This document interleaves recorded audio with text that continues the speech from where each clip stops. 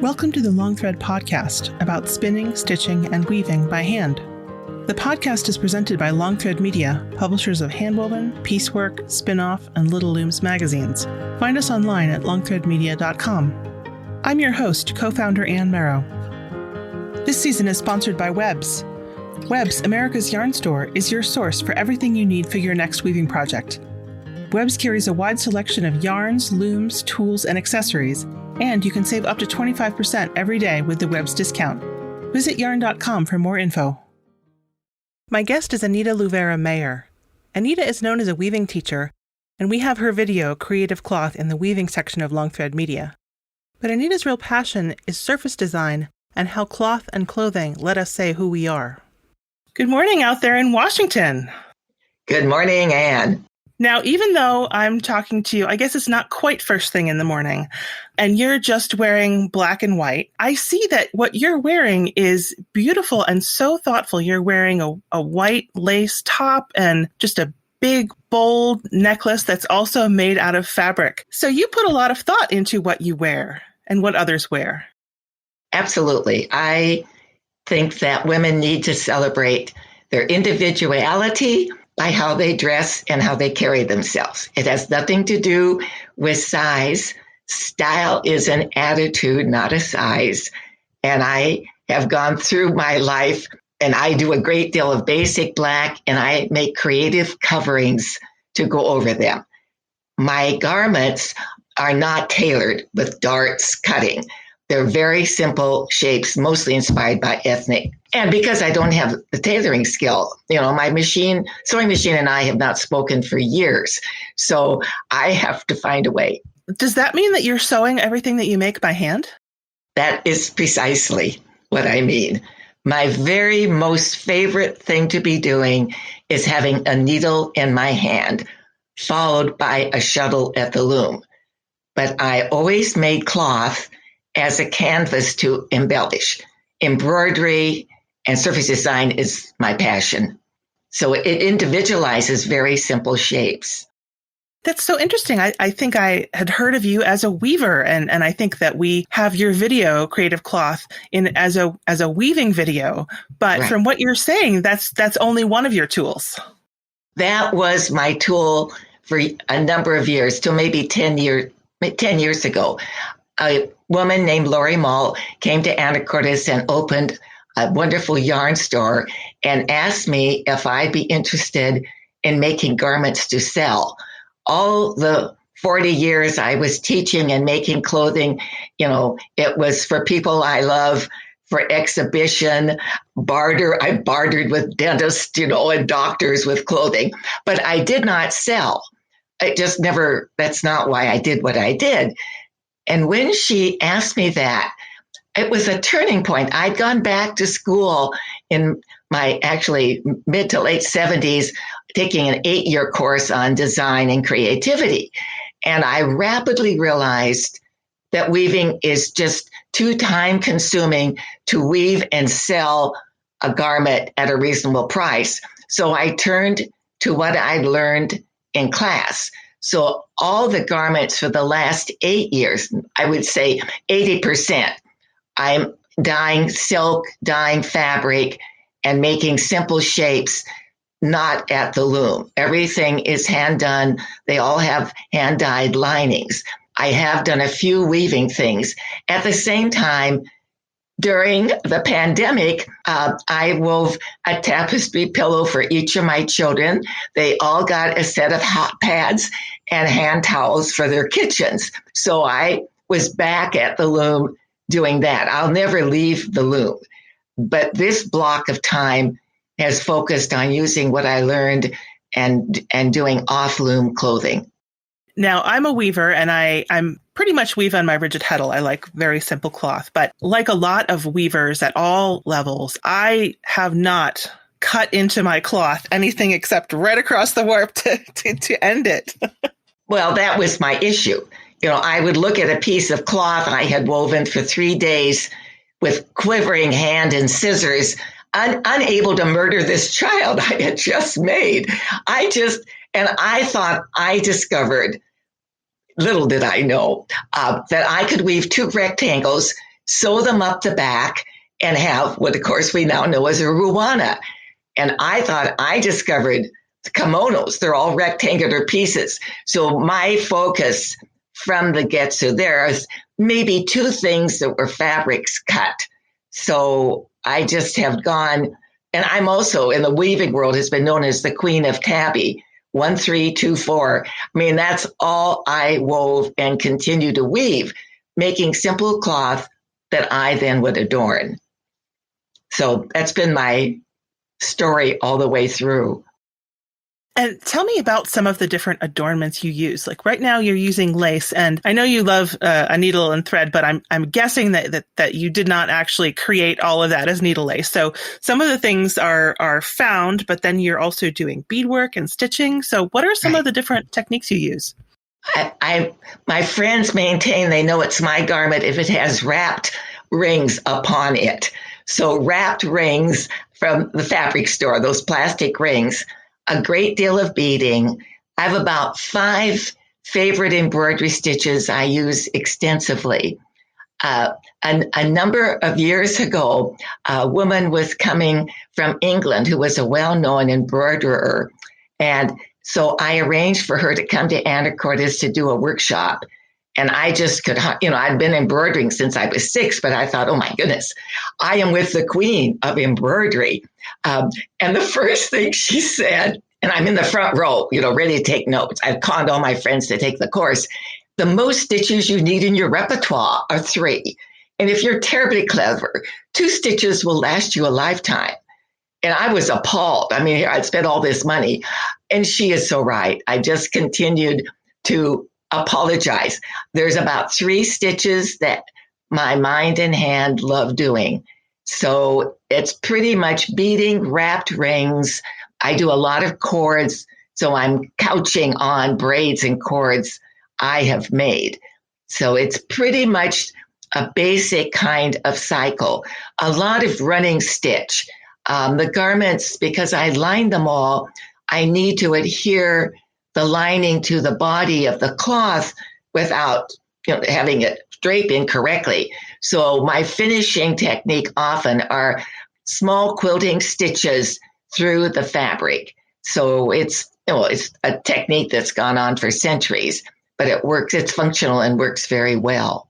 I love what you said about dyeing the silk lining and then hand stitching the lining. It's sort of this, you have this embellished outside, but then there's also this secret inside that's very well taken care of.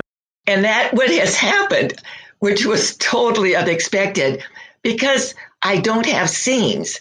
All the edges are finished, so edges butt to edge. Usually using, it's called a faggoting stitch. It's a wonderful stitch. So everything's finished. There's no raw edge. And probably half of my garments are totally reversible, which I discovered in one of my first fashion shows. The model put it on inside out. We all liked it better than right side. So, and people love opening the garments to see the magic within.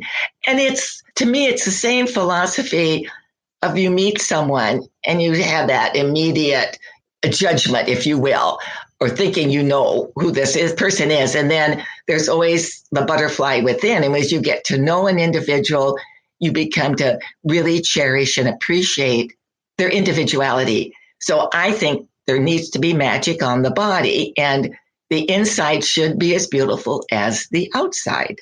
You mentioned that you started a class in design and creativity in your 70s, but you've clearly been working on this for years. So can you tell me how you developed this method and style for what you do? Well, first of all, it goes back to the first Weaving Convergence, 1972 in Detroit, Michigan, a session that changed my life. My children were 2, 4, and 8. I had not been away from home by myself in 12 years of marriage. We had no money. We had little children. And I talked about it so much, my husband finally said, would you go and just quit talking about it? And my niece volunteered to watch the children. So I'm in Detroit. I didn't know any other weavers. Here are 900 people. I'd found my tribe. I didn't realize it, but I had. I went to everything I could go to, and one was a 2-hour session by Roz Berlin, and it was about weaving your clothing. And I wrote in my journal, June 1972, from this day forward, any major piece of clothing I wear, I will weave. And that started me down the path. It took me a while to get there. The first piece, I wove it, I cut it. Of course, I didn't know what I was doing, so I'm cutting to a Vogue pattern. The edges raveled. I glued them with Elmer's glue, which made it extremely secure and gave me red welts on my body. I still have the piece. I mean, it's just awful.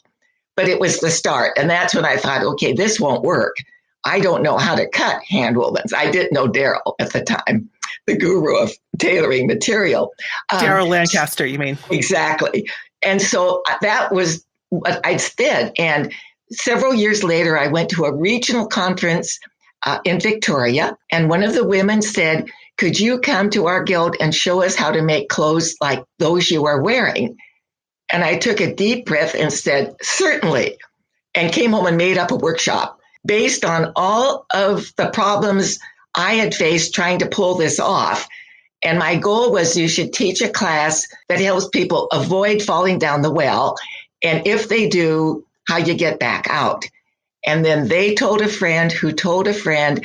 And a year and a half, I was in Alberta, Saskatchewan. The word went across Canada doing my 3-day clothing workshop. And I really enjoyed it. It was such fun to share it. And I began to submit applications to regional weaving conferences. And it took a while before, I wrote articles, for magazines, just trying to get my name out there. So 40 plus years, I roamed the United States and Canada doing workshops on clothing, continuing to weave my wardrobe. And as I say, for people I love. And then I had a whole series of garments I hauled across the countries in 2 suitcases. In every class, women could try on a wide range of styles. I had the patterns for them. So then we could talk about fabric weight and color, finishes, joins. And my goal was to have women adorn themselves in wearable, attractive clothing. So that's where it all went. And then when I went back to school, it gave me the skill level for dyeing, designing. I'd always figured out how to get the shape I wanted. But what the class did, those 8 years, was give me the tools to get where I wanted to get. I've told my students, I said, it would be like you have this wonderful story to tell to these Japanese women, but you don't speak Japanese. And I'd have these wonderful ideas in my head. I did not know how to get them on my body. And I was given the tools. It didn't make it easy, but I'm comfortable now. If the lining doesn't come out like I dyed it yesterday, I'll see it later this morning. I can over dye it. I can discharge it. I can do piecework. So I'm comfortable going through the tools going back to school gave me. And it's been an exciting life. So when you first started with your woven fabric and Vogue pattern, were you already someone who dresses in a way where you think about adorning yourselves and getting your ideas onto your body? No, I was not. I was Miss Polyester Kid. I grew up in a town of 8,500. My dad was well known. He was a state senator. I was Paul Luvera's daughter, and I was Paul Luvera's sister, a well-known attorney. I was Jack Mayer's wife, Kathleen and Peter and Ross Mayer's mother. And I was Miss Conformity. If there was a party, I called to see what everybody else was wearing. The first time I wove the Ruana, although the ugly green dress, which I still have, I did wear. Actually, I wore it for about 2 years till the day I looked in the mirror and I said, Anita, that looks like it came from the basement of J.C. Penney's. And if that's what you're going to wear, save yourself time and money, go to Penney's and buy the dress. And that was the first small step away from conforming to others. And when I did the Ruana, hand wove, it probably weighed 20 pounds, but I wore it with great pride. And people asked about it and admired it, which was, you don't need other people's approval to proceed with your life, but it was really empowering. So once I was there, then I was off and doing my thing gradually, more outrageous, more confident as time went by. And now my story is, if people don't turn for a second look, I've got to up my game, because obviously I'm looking too much like the rest of the world. So it's who I am. I dress for who I am. And one thing I haven't noticed you saying so far is a lot of people talk about wearable art. And you haven't used that word so far. Do you think of what you do as wearable art, or do you think of it in some other way? I think that's such a difficult issue across the board. I've never been very clear about what it is. I want to make individualized, simple shaped clothing that women can wear and celebrate who they are. Whether it's art or not art, I am not privy to know that. I make what I love. I have certain expectations of the standard for my own work. I don't care how long it takes, which is a blessing. So I've exhibited, in many shows. So I don't know, is it art? There's art in textiles that are garment shapes that are not wearable. A lot of things termed wearable art, aren't. So whatever works for people. I tell people I am a textile artist, and I make simple shape clothing that work for everyday life on all shapes and sizes of women. I've heard you talk about having a mission for women to adorn themselves and feeling strongly that women should celebrate their bodies no matter what they look like. And that is such a philosophy at the same time that you're talking about an evolving practice. Well, the thing that was joyful in the workshops is I had all these clothes of all shapes and types, and we played dress up. And someone would put something on, and the rest of we all just thought, it was just a magical transformation. So there was that opportunity to put something on to see how it makes you feel. I used to do fashion shows at Convergence. I had petite women. I had 90-year-old women.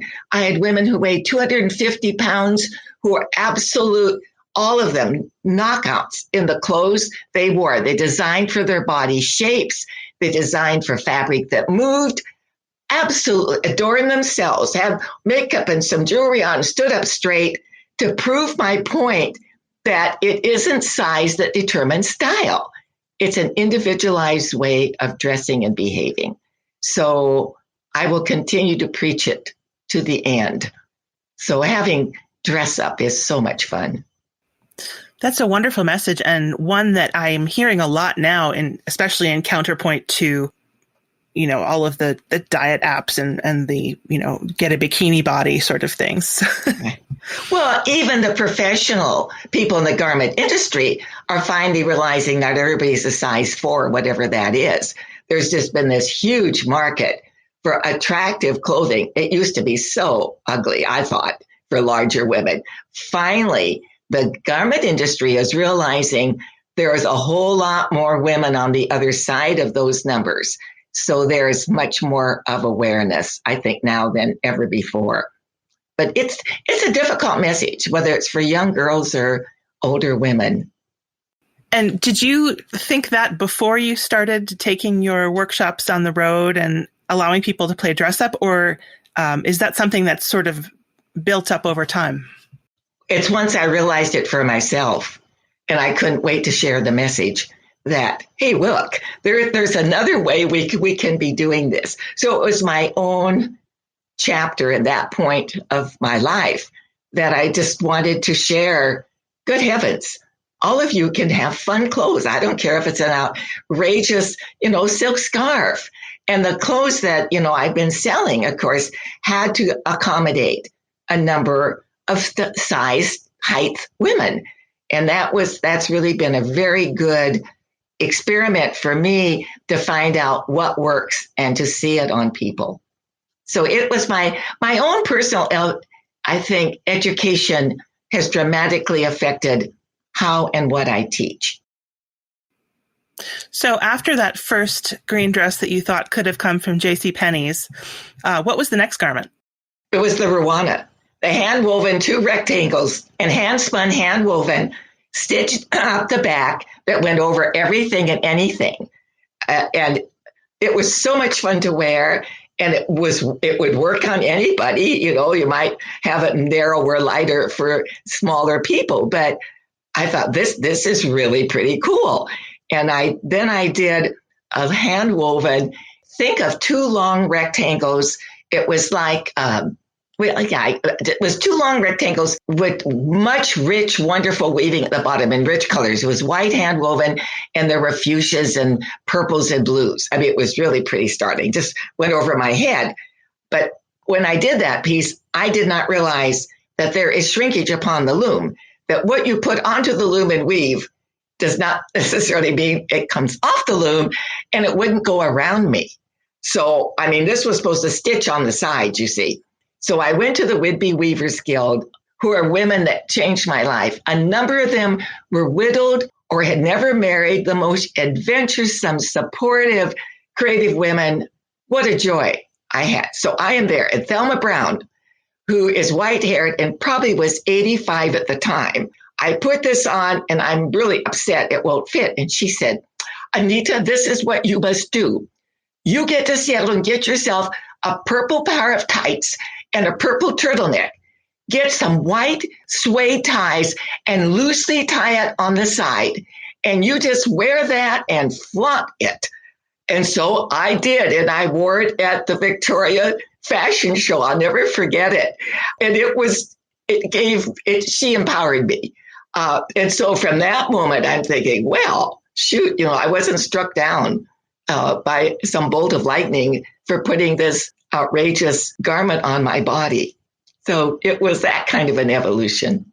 So what was the first one where you took needle and thread to stitch on it? Oh, that's a good question. I think, and I still have it. It was a vest I saw in an ethnic garment collection at the University of Washington. It was from Romania, very simple shaped, covered with embroidery and mirrors. And I had taught myself how to do mirrored work. So I wove it and covered it with embroidery. And I still have it. I still love it. I still wear it. And that's when I'm thinking, I could make cloth on the loom and make it my cloth and then do wonderful things to it. Then I discovered fulling, loosely weaving fabric and shrinking it down. And then I moved into all kinds of coats and vests with embroidery because that was such a wonderful fabric to play with. So it's been one step at a time. Then a few years ago, I got into rust dyeing onto silk, and I could hardly leave that alone. So each article, each person, each workshop gives me the opportunity to try something. And I have the privilege, of selling the garments was a wonderful way to try out a number of ideas I had from class that I hadn't had time to try before, experiment. And dear Lori would put it in the shop and they sold, and I could go out and buy some more yarn and some more fabric. So it was a wonderful incentive to try some techniques I hadn't gotten to. I have notebooks of ideas for creativity and surface design and dyeing, and there's never enough hours. I loved being home during the pandemic. I have to tell you, I was in the studio from 10 to 5, literally 7 days a week, making things. And it was all this uninterrupted time to be creative. It was pretty amazing. Now, I noticed you say a couple times, even your green dress, you said that you still have it, and your white and fuchsia, I don't know what you call it. Was it a Rwanda? Was it a vest? It was a long tunic. Long tunic. Oh, there was the Rwanda, the white piece that Thelma told me how to fix was a tunic. The Rwanda was handled, right. And you've mentioned that you still have a number of these. I don't know how many of us can say that we still have pieces of clothing from all that time. Well, it was partly the teaching. I mean, there was no better presentation in a clothing workshop to share, and I shared it in lectures across the country. I called it the pukey green dress. So I hold it up. I don't know why I chose that fabric. And then I talk about cutting it and the Elmer's glue. And then I got polyester yellow lining to line it because the glue edges gave me rashes. I had a green zipper and this 2-inch hem with, that bias stuff you buy. It's just really bad. And I said, this is the most important garment I ever wove because I did it. I learned, I wore it, I moved on from that. So it will, be cremated with me. I also have the bog jacket, hand woven, hand spun, hand woven that we all made. And at some point when it sort of came back a few years ago, there was an article in Hand Woven. It's a few times I've written a negative letter. And I said, okay, people, let me explain something to you. The bog coat only works on women who have precisely the same size bust and hips. It fits perfectly if you put your hands straight out and never bend your arm because there's a yard of fabric in the armpit. We need to put the bog jacket back in the bog and move on. So I still have that one to show classes too. This doesn't work as a garment on the human body. This is why it doesn't work. So all the other teaching things, last year I contacted a regional Skagit Valley Weavers Guild, and they're all former students of mine that, 40 years ago started a guild. And I proposed, I said, I had about 30 pieces for teaching. I said, they've never been worn, but they've been tried on. And I had them all dry cleaned. And I said, how about I come over? I want to have a sale. It's $50 per garment. And I'll share percentage with the guild. And so we had this rousingly, I got rid of everything. So all the teaching pieces are gone because I don't want my daughter stuck with all of this stuff. So that's what I took care. I'm having in August during our 60th Art Festival, I'm doing an evening celebration of clothing. And it's a ticketed event with hors d'oeuvres and drinks. And we're going to do a short fashion show. And then we're rolling out racks. And I have 60 garments that are for sale with a percentage going to the art festival. So I'm getting my inventory reduced in that manner. And if I sell them, then I can take my trip next year to France. So there you are. Ooh. That's the way Why France? The way it works. I've traveled a great deal, mostly because I worked with 2 different craft tour companies who I would find people to go because I had contact with women who wanted a well-done craft tour.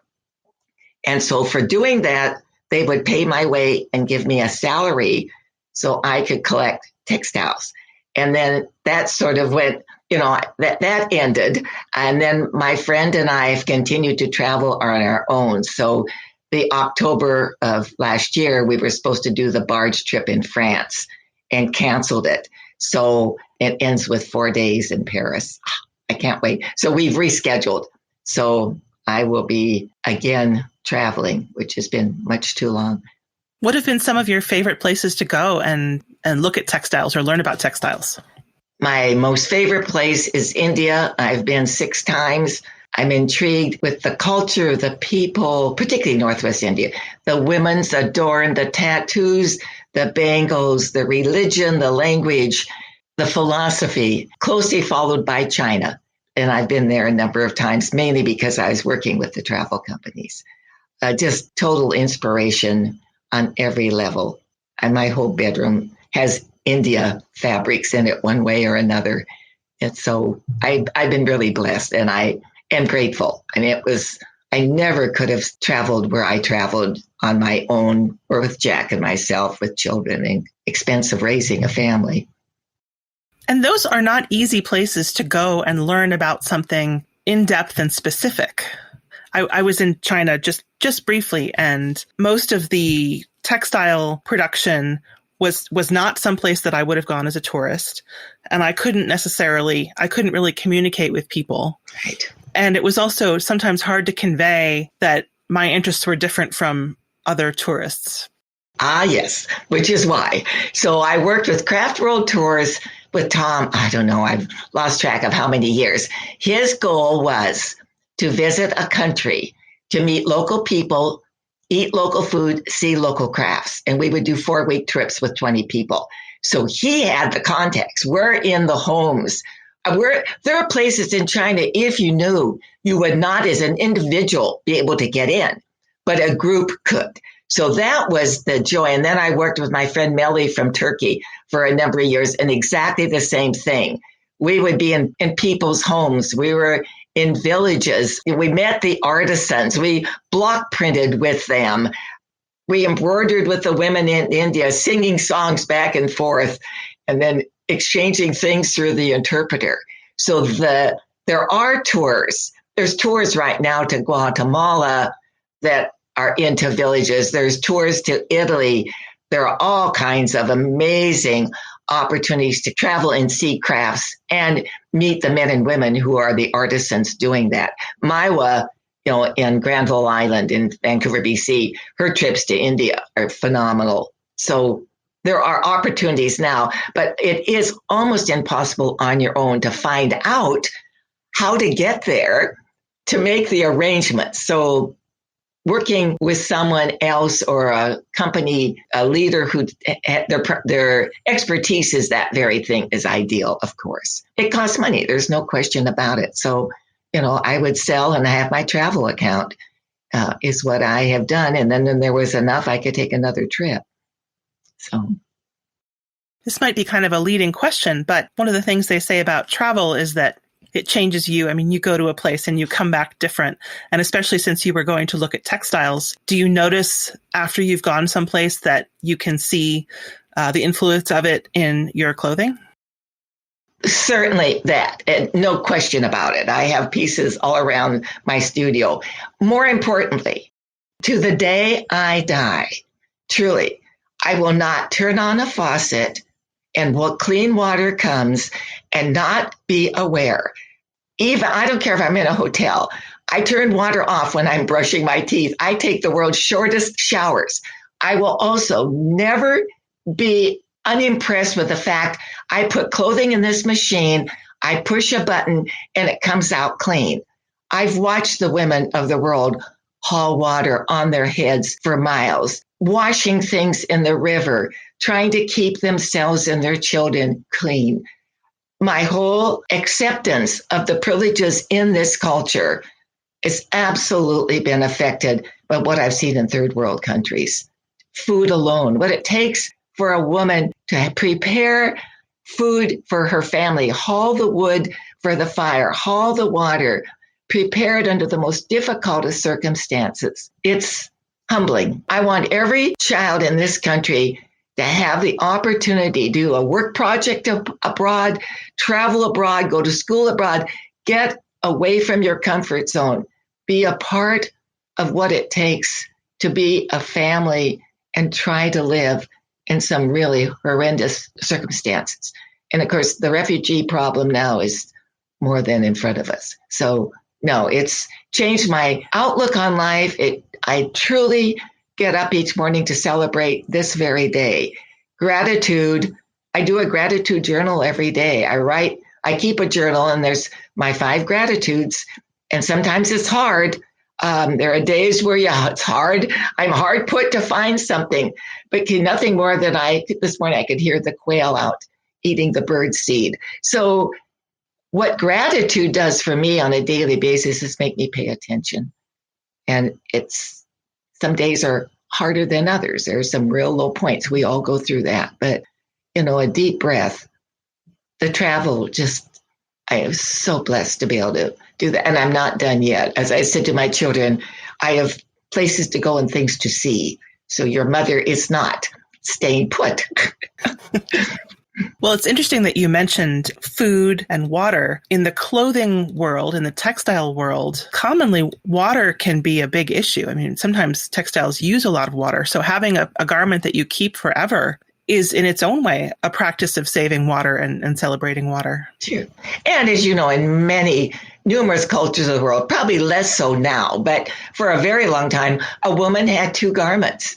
the everyday garment and the one for special events and festivals. And, that's what she owned as clothes. A student of mine who had been Peace Corps in Africa, and I've never forgotten this, was working in a small village. And the young African girl who was 9 or 10 said to her, "Why do you have so many shoes? You only can wear one pair at a time," which I think is a very provocative, brilliant question. We have so much in our culture. We rent places to store all of the material goods we can't fit in our homes. There's something very wrong with this.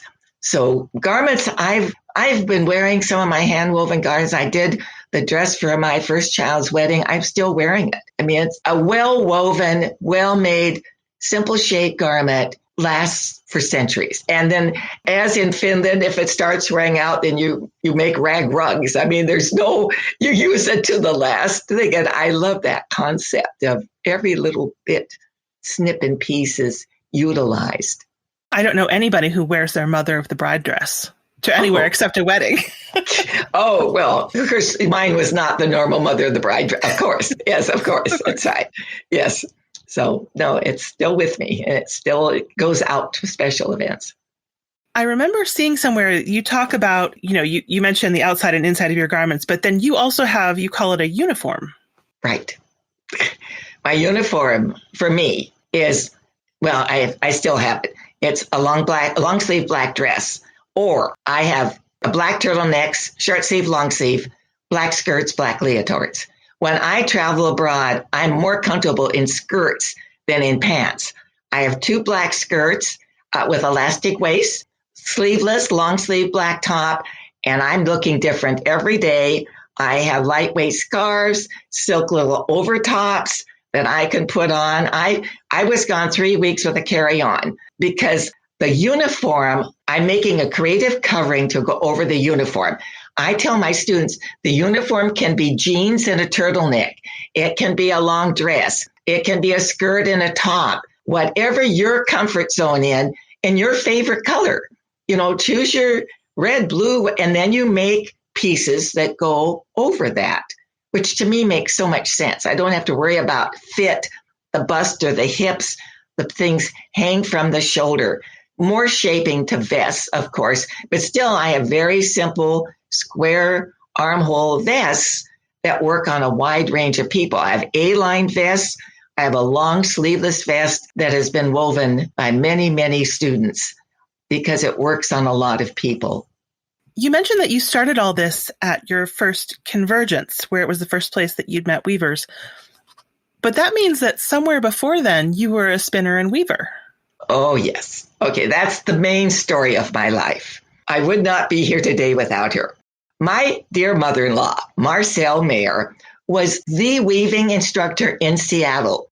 She had learned to weave for doing physical development after World War II, and that's when she learned to weave, and she ended up teaching at Edison Technical School. It was the only place you could take a weaving class. I was dating her oldest son, Jack. The first time we were at their home, Marcelle had 3 looms in the living room.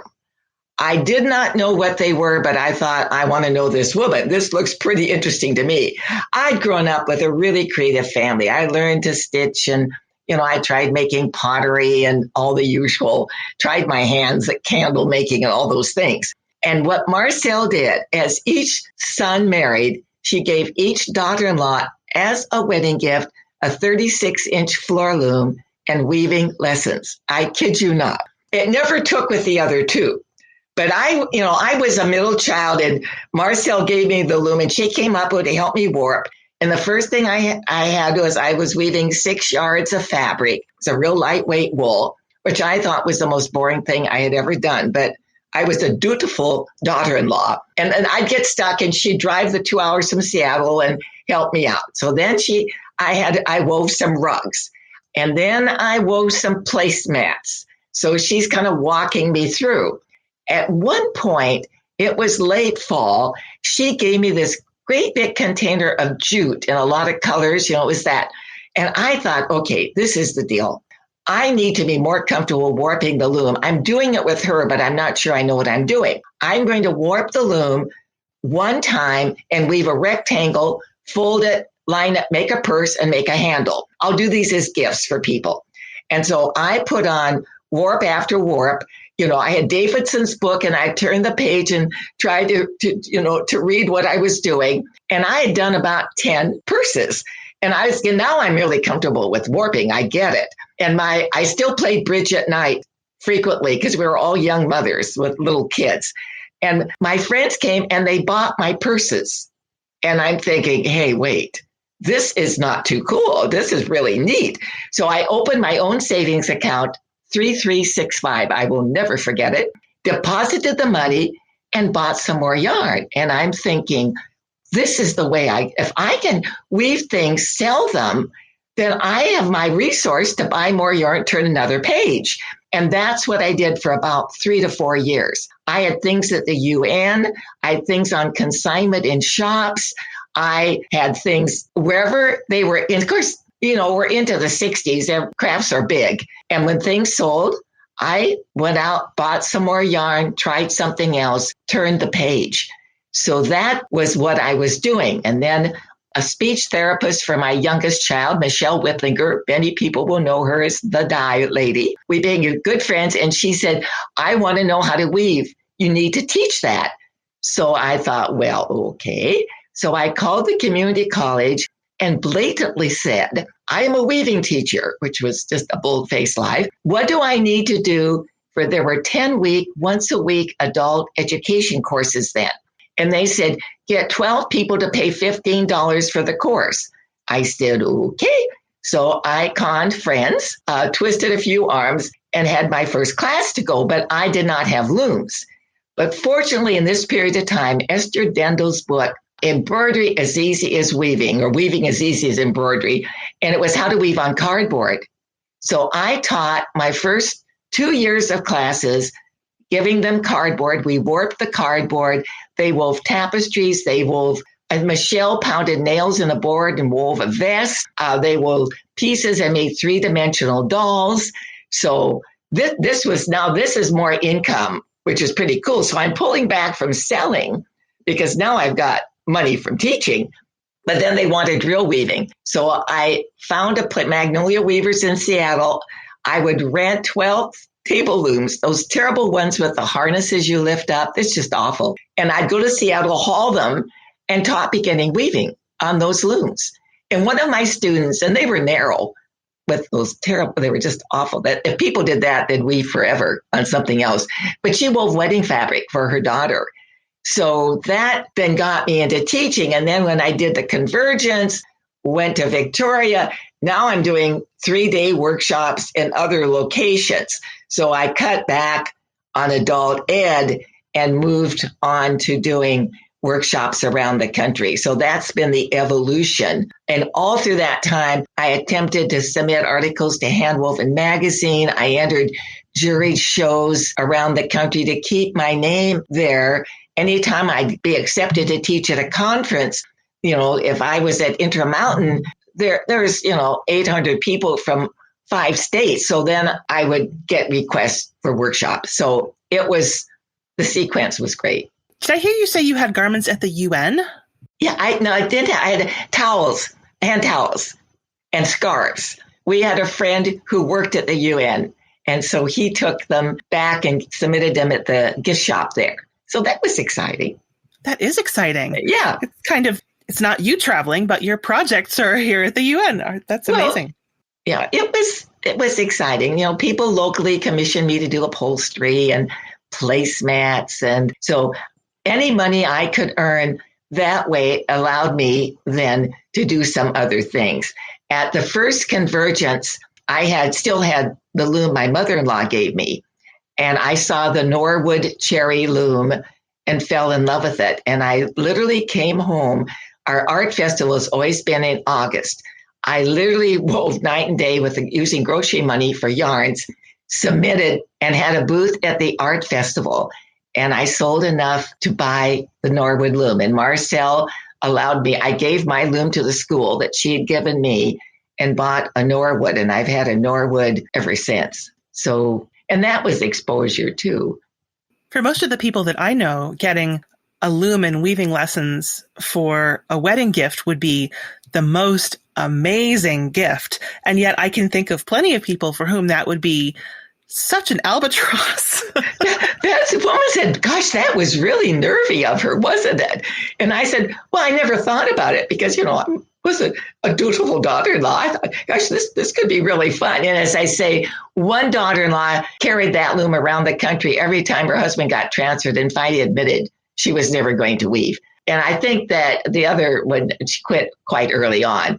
But of course, that gift of Marcelle's means I've written books, traveled the world, had experiences and adventures that would never have been a part of my life without her generosity. It's quite amazing how one word, one lesson, one workshop, one woman you meet, one gift, one sharing changes the trajectory of your life. I'm here because of Marcelle's wedding gift, which I think is exciting. That is wonderful. Now, you mentioned something about, I think you said your Ruana was hand woven and also hand spun. Are you a spinner as well? I was. The women in the weaving in the Whidbey Island Weavers, my wonderful mentors, who I didn't realize till many years later, how these women, 70, 80, 90, that were just go for it, creative women, totally impacted me. I did not know that. But they decided that we all needed to learn to spin. And Anne Murkhart, our leader, we ordered them from New Zealand, and they were something like $15 for those looms, and we had to stain them and put them together because we had this big order. So then... Looms or spinning wheels? Spinning wheels. Yeah, I can't remember the make of it, but anyway, they were New Zealand, and they came, all packaged up, and we had to stain and assemble. So then took spinning lessons. So most evenings I was spinning. Then as I got more into handwork, I was more interested in handwork. I was never a really good spinner, but what I did discover, which was fun, I started spinning silk, and I'd spin it fairly fine and then ply it with a commercial fine silk. And in the dye, the subtleness of the commercial silk to my hand spun was just lovely. It created an illusion that wouldn't have been possible otherwise. So I just got tired of dirty sheet, in my washing machine, and then, I was doing all kinds of rabbit hair. I was trying all the usual stuff, but I ended with the silk, and then I had the spinning wheel for a long time. And then I just was too involved. I'd much rather do the handwork. So that was part of my life. I respect them who do it considerably. It's a real skill level. But I love, in a way, hearing about the things you used to do but don't anymore, because it can be so easy to think, well, you started with Marcelle and now and it's been a straight line until here you are now. And it's interesting to hear about the different explorations. I was just talking to a friend about that because everyone's very surprised that as of the event in August, the sale, I'm not doing any more clothing to sell. It's finished, over, done with. I've been there, done that. And I'm into another whole series, which has nothing to do with selling. And what I'm planning to do, and I think it's going to be nothing but fun, any garments that are left, and there'll be a lot of them because, you only sell so many. I'm going to do a fall event, probably at the senior center.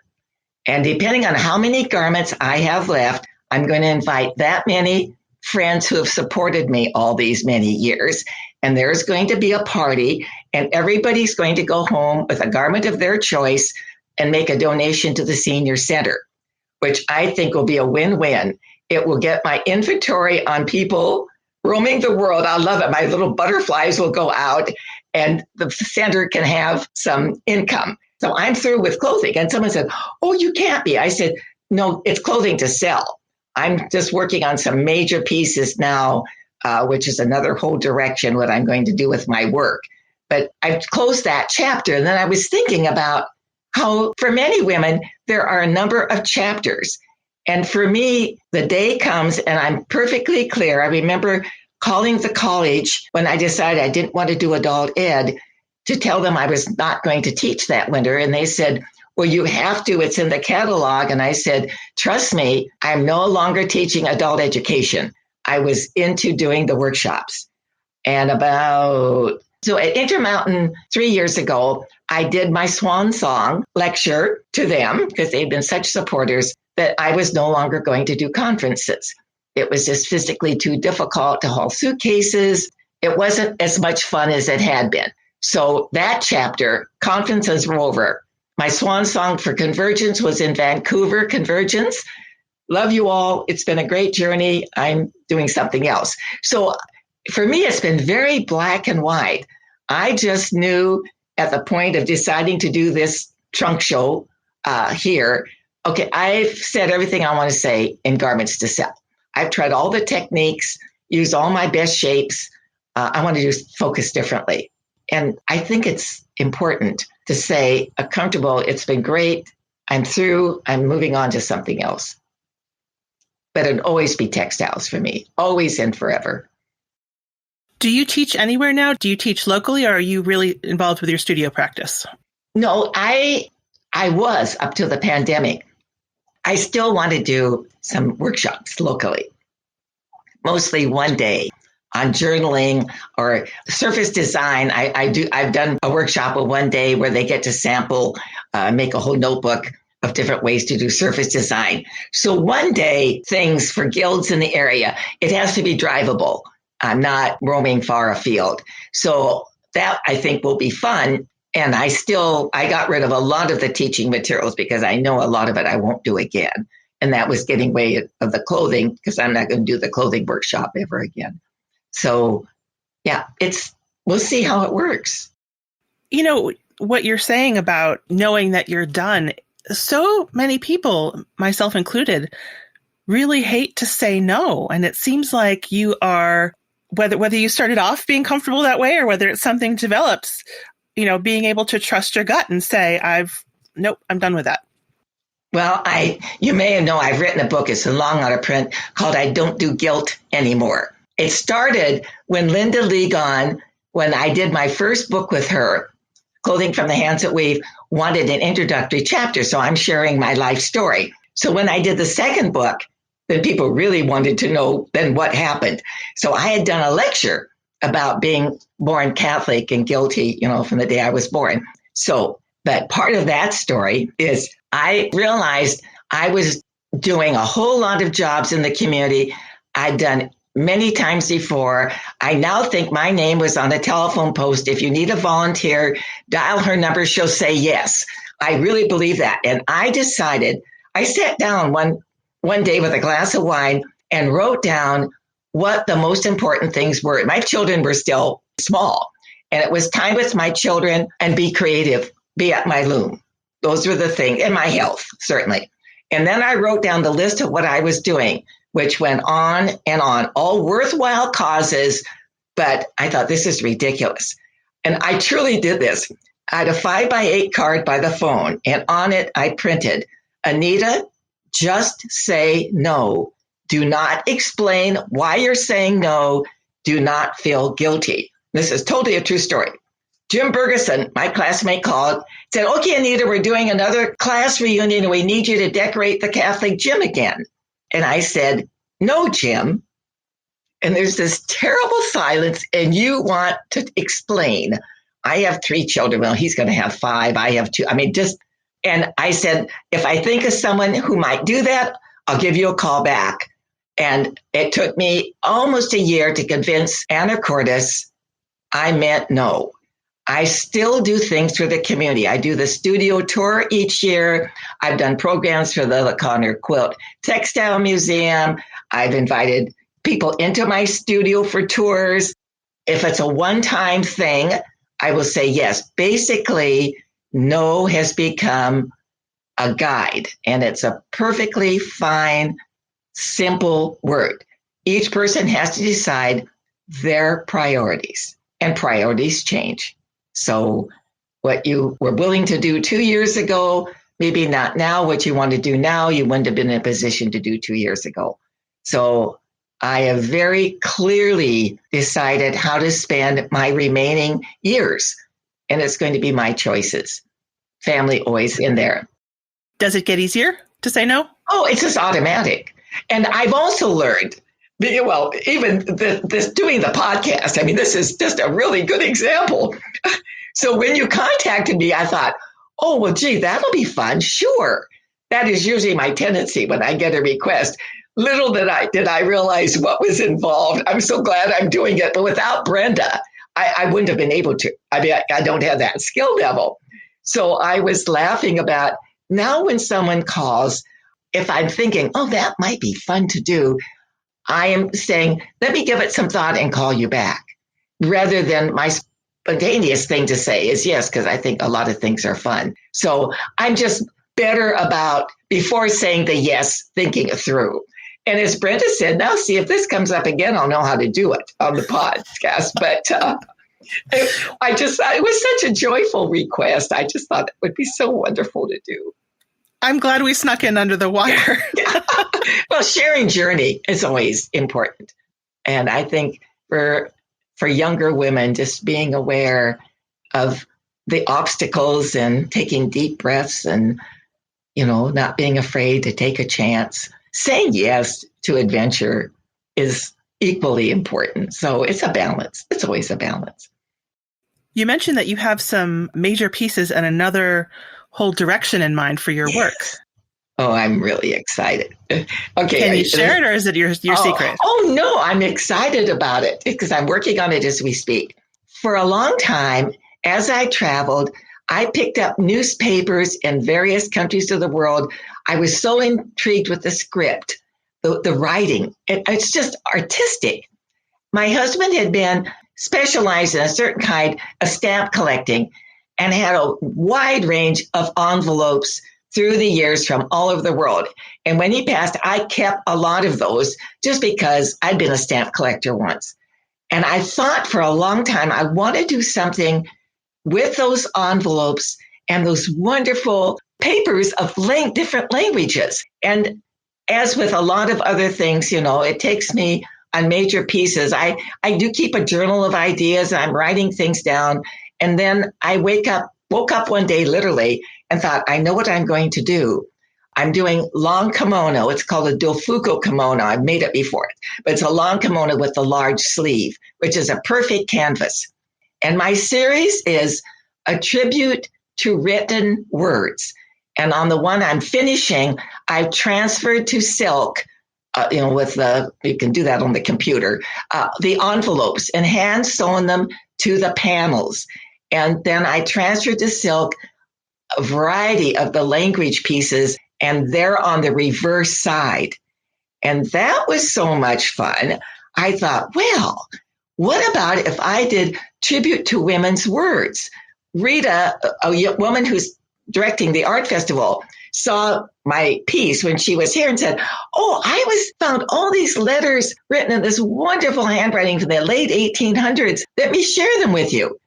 So she came, and then I started pulling out postcards I had and letters from Jack's mom wrote to her friend. And I thought, oh, tribute to women's words. That would be the second, same kimono shape. And then I have for years collected photographs of women in secondhand stores. I use them on some of my earlier pieces. So the second kimono will be the letters from women on one side, photographs of women on the other.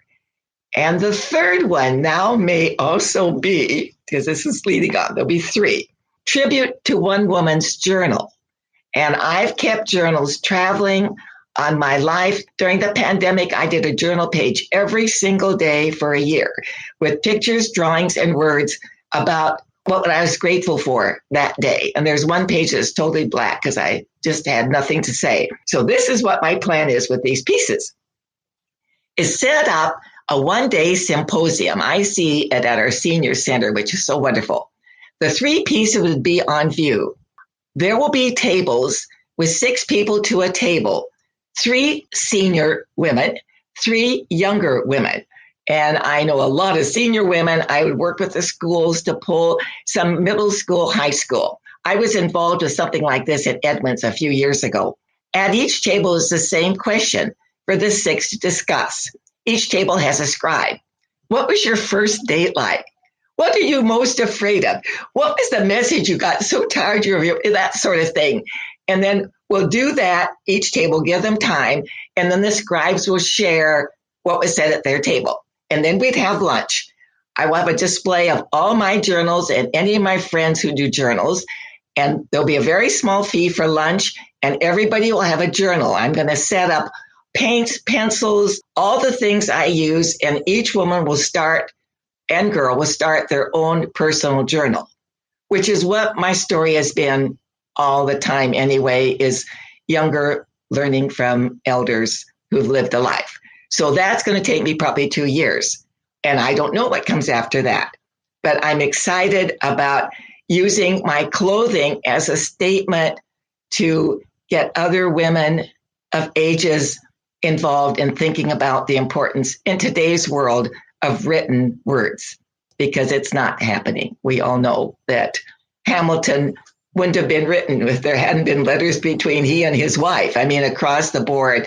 I have letters Mom wrote when she and Dad, when my father in his mid-60s went back to Italy, from which he immigrated when he was 12.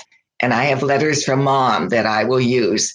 So things written are forever. Emails are not. So this is my next lecture. My current soapbox is preserving the written word. Well, that really hits home as a publisher of magazines on paper. And yes, indeed. Yeah. I take a daily newspaper. I have for, I don't know, before we were married. And I will continue to I know I can read it on the computer. I want to hold that paper in my hand with my cup of coffee, and I want to support having a newspaper in my area. So, yeah, it has such impact. We all know. Trying to succeed, it's a challenge. So that's where I'm at. Anita, this has been such a delight. Thank you so much for taking the time to talk with me. And I'm selfishly have enjoyed it so much for myself, but I can't wait to let our listeners share this conversation too. Well, I mean, there's nothing more fun than talking about what you love best. You know, always a listening ear is pretty wonderful. So I appreciate this opportunity at this point in life. So it's never too late. So, and I want you to know that I am 88 years old. And when I do the barge cruise, it's for my 90th birthday. And so it's never too late to be creative, reach out, share, learn, mentor younger people, younger women. We just, as older women, we need to share our journeys. And I think that this is one of the best rules that grandmas can give. I just love grandmothers in the schoolroom. So that's our job. And we need to be doing it and reaching out. So that's the core. Weaving made it all happen. Isn't that exciting? Oh. Thank you for listening to the Long Thread podcast. If you enjoyed this episode, please rate the show and leave us a comment on Apple Podcasts or your favorite podcast platform. Thanks again.